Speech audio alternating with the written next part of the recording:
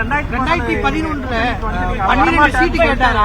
ஆனா நீங்க போயிட்டு வைகோக்கு கூட்டணிக்கு வரமாட்டாருன்னு சொல்லிட்டு போய் சொல்லிட்டீங்களா அப்படின்னு போய் சொல்லிட்டீங்க.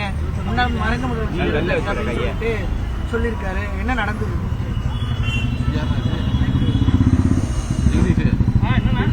மாண்புமிகு அம்மா அவர்களை பொறுத்தவரையில் 25 ஆண்டு காலம் அவருடன் உடனிருந்து பணியாற்றியவன். அம்மா அவர்கள் என்ன சொல்லுகிறாரோ, என்ன பேச சொல்லுகிறாரோ அதை மட்டுமே தான் நான் பேசி வந்திருக்கிறேன், செயல்பட்டு வந்திருக்கிறேன் என்பதனை அனைவருக்கும் நன்றாகவே தெரியும். அண்ணன் வைகோ அவர்கள் மீது நான் மிகுந்த மரியாதையும் அன்பும் பற்றும் பாசமும் வைத்திருக்கிறேன், இன்றைக்கும் வைத்திருக்கிறேன். அவர் என்ன பேசினாலும் நான் அவர் மீது அன்போடு தான் இருப்பேன், மரியாதையோடு தான் இருப்பேன். நான் சொல்ல போகிற பதில், அவருக்குரிய பதில், அவர் மனது புண்படும்படியாக ஒரு சூழலை ஏற்படுத்தும் என்ற காரணத்தினால் நான் அந்த பிரச்சனைக்கு உள்ளே போக விரும்பவில்லை. அரசியல் நாகரிகம் கருதி எந்த கருத்தை சொன்னாலும் அந்த கருத்து ஏனென்றால் 2011 நடந்த அந்த பேச்சு இன்று கிட்டத்தட்ட 14 ஆண்டுகள் ஆகிறது. அதை இப்பொழுது பேச வேண்டிய நிலை ஏன் அண்ணன் அவர்களுக்கு வந்தது என்று எனக்கு தெரியவில்லை. அந்த பிரச்சனையை அது பிரச்சனையாக அல்ல, நான் உண்மையைதான் சொல்லுவேன். அவர் விரும்பினால், நான் பதில் சொல்ல வேண்டும் என்று விரும்பினால் நான் அதை சொல்லுவேன் என்பதை தெரிவித்துக் கொள்கிறேன். பாஜக தான் இந்த ஒருங்கிணைப்பு பணியை மேற்கொள்ள சொன்னதா செங்கோட்டையன் இன்று காலையில பேசியிருக்காரு. முதல்ல நீங்களும் அந்த பணிகளை ஈடுபட்டிருந்தீங்க, இப்ப செங்கோட்டையன் ஈடுபட்டு பொதுவாகவே அருமை அண்ணன் மாண்புமிகு கழகத்தினுடைய இன்றைக்கு இருக்கின்ற கழகத்தினுடைய மூத்த முன்னோடி அவர்தான், செங்கோட்டையன் தான். கழகம் ஒன்றுபட வேண்டும்.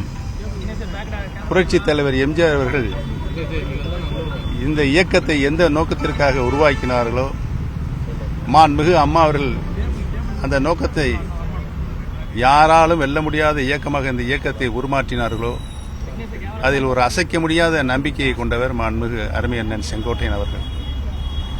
நானும் அவரும் பல நேரங்களில் வருடக்கணக்கில் மாண்புமிகு அம்மாவளின் சொல்படி அனைத்து பணிகளும் முன்னின்று நடத்தியவர்கள் என்பதை நான் பணியோடு தெரிவித்துக் கொள்கிறேன்.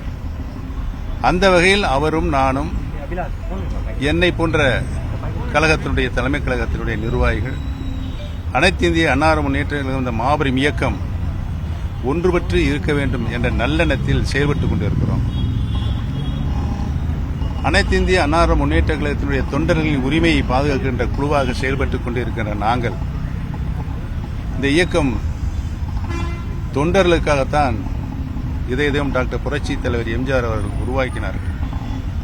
பின்பு அந்த இயக்கத்தை தொண்டர்களுக்கான இயக்கமாக உருமாற்றினார்கள். மாண்புமிகு அம்மா அவர்களும் புரட்சி தலைவர் நடந்து வந்த பாதையில் தான் அந்த இயக்கத்தை மக்களின் இயக்கமாக கொண்டு சென்று கொண்டிருந்தார்கள் என்பதை அனைவரும் நன்றாக தெரியும். அதற்காகத்தான் நாங்கள் தொடர்ந்து எந்த தேர்தல் வந்தாலும் அதை வெற்றி பெற வேண்டிய ஒரு சூழ்நிலையை, நல்ல சூழ்நிலையை புரட்சித் தலைவர் எம்ஜிஆரும் புரட்சித் தலைவர் மாண்புமிகு அம்மாவும் உருவாக்கினார்கள். அந்த வகையில் இன்றைக்கும் நானும் அருமை அண்ணன் செங்கோட்டையன் அவர்களும் கழகத்தினுடைய மூத்த நிர்வாகிகளும் தலைமை கழகத்தின் நிர்வாகிகளும் கழகம் இணைய வேண்டும் என்றுதான், நாங்கள் மட்டுமல்ல தமிழகத்தினுடைய மக்கள் அனைவரும், இந்த இயக்கத்தில் இருக்கின்ற 2 கோடி தொண்டர்களும் இன்றைக்கு கண்ணீர் விட்டு அழுது கொண்டிருக்கிறார்கள். இந்த இயக்கம் ஒன்றுபட வேண்டும் என்று.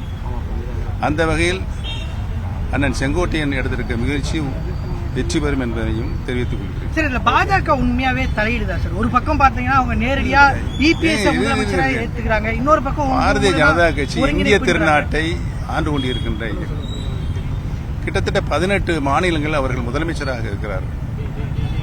அந்த வகையில் அம்மாவிடம் மிகுந்த பாசமும் நம்பிக்கையும் கொண்டிருப்பவர்கள். இன்றைக்கு மாண்புமிகு பாரத பிரதமர் அவர்கள் அனைத்து இந்திய அண்ணா முன்னேற்ற கழகம் என்ற இயக்கம் ஒன்றுபட வேண்டும் என்றுதான் அவரும், மாண்புமிகு உள்துறை அமைச்சர் மாண்புமிகு அமித்ஷா அவர்களும் மற்றும் பாரதிய ஜனதா கட்சியில் இருக்கின்ற மேல்மட்ட தலைவரும் விரும்புகிறார்கள். ஆனால் ஒரு தனிப்பட்டவருடைய விருப்பு வெறுப்பை இயக்கத்துக்குள் சென்று கொண்டிருக்கின்ற காரணத்தினால் அது இன்றைக்கு ஒன்றுபடுவதற்கு தடையாக இருக்கிறது. என்னதான் அவர்கள் அள்ளிக்கொண்டு போக போறார்கள் எனக்கு ஒன்றும் தெரியவில்லை. ஏனென்று சொன்னால் மாண்புமிகு அம்மாவர்கள் எங்களுக்கெல்லாம் நல்ல பதவிகள் உச்ச பதவிகளை அளித்திருக்கிறார்கள். பின்னால் வர இளைஞர்களுக்கும் அனைத்து இந்திய அன்னார முன்னேற்ற மாபெரும் இயக்கம் எந்த வகையில் இந்த சமுதாயத்துக்கு பணியாற்றியது, கடமையாற்றியது என்பதெல்லாம் நினைவில் கொண்டு கழகம் ஒன்றுபட வேண்டும் என்பதுதான் எங்களுடைய முயற்சி.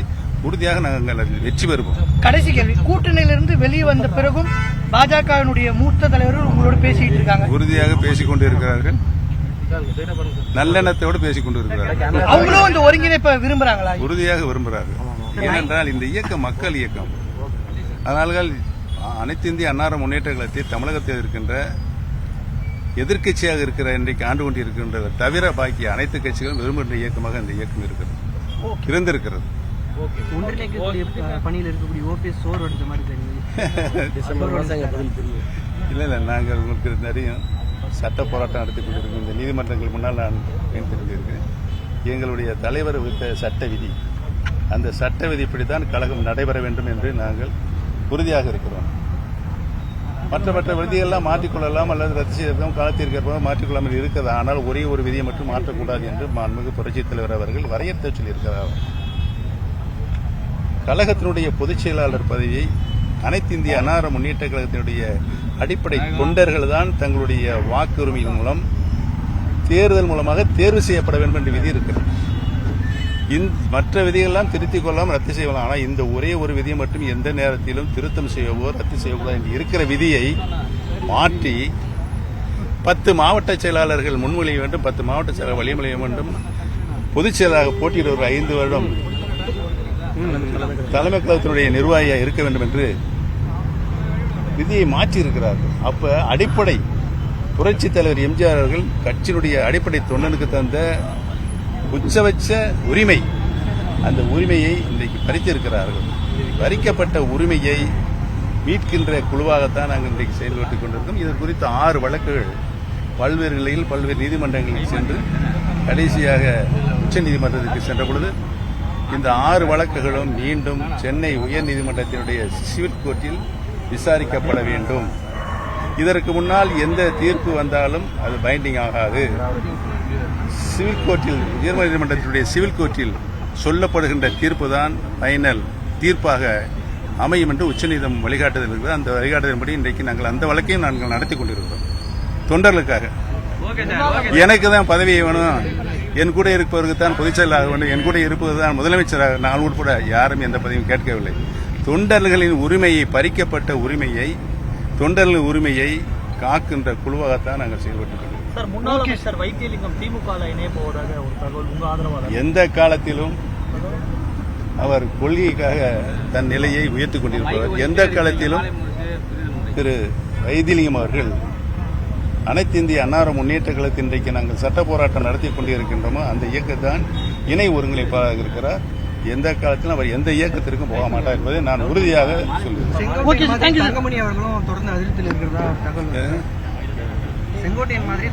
அவர்கள் மனதில் இருப்பதை, இதயத்தில் இருப்பதை வெளியில் சொன்னால்தான் நாம் ஏதாவது கருத்து சொல்ல முடியும். நீங்கள் ஒரு யூகத்தின் அடிப்படையில் சொல்லிக் கொண்டிருக்கிறீர்கள். அனைவரும் இந்த இயக்கம் யாரால் வளர்க்கப்பட்டது, யாரால் நாங்கள்லாம் வளர்ந்தோம் என்ற நிலையில் நினைத்து பார்த்தால் இந்த இயக்கம் மாண்புமிகு அம்மா அவர்கள் சொன்னது போல பல 100 ஆண்டுகள் ஆனாலும் இந்த இயக்கத்தான் இவங்கள்தான் ஆட்சியில் அமரும் என்று சொன்னார்கள். அந்த எண்ணம் ஈடேற வேண்டும் என்று சொன்னால் கழகம் இணைய வேண்டும், இணைவதை வேறு வழியே இல்லை என்பதை தெரிவித்துக் கொள்கிறேன்.